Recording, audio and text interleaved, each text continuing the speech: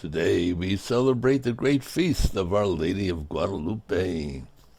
It goes all the way back to the 16th century and has to do with a poor Indian named Juan Diego, which is John James in English, in case you didn't know. He was a 57-year-old widower and lived in a small village near Mexico City. So on one Sunday morning, December 9th in 1531, he was on his way to a nearby barrio to attend Mass in honor of Our Lady. He was walking by a hill by the name of Tepeyac when he heard beautiful music like the warbling of birds. A radiant cloud appeared, and within it stood an Indian maiden dressed like an Aztec princess.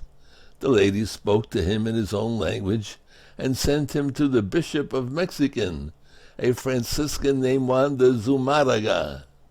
The bishop was told, "The lady told me you have to build a chapel in this place where the lady appeared." And the bishop said, Sure, Juan, that sounds great to me. Why don't you tell me some more? Tell you what we do. You go back to the lady and ask her either for the money or how we're going to build this church in her honor. So Juan goes back and tells the lady, I need a sign because the bishop thinks I'm a lunatic. So about the same time, Juan's uncle became seriously ill, and so Juan on his way back and tried to avoid meeting the lady.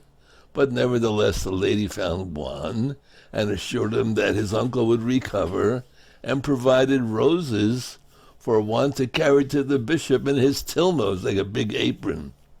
So on December 12th, when Juan Diego opened his tilma in the bishop's presence, the roses that normally don't bloom in December fell to the ground, and the bishop sank to his knees, not because of the roses, but because on the tilma, where the roses had been, there appeared an image of Mary, exactly as she had appeared at the hill of Tepeyac. How's that, huh?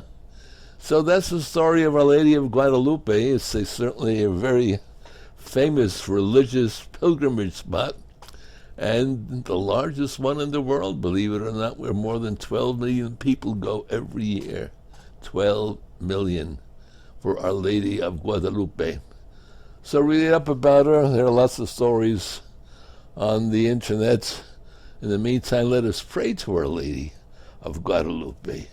We'll have great festivities here in our church today, tomorrow.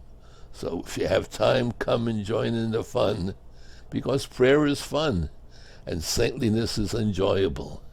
God bless you. Happy feast day of Our Lady of Guadalupe.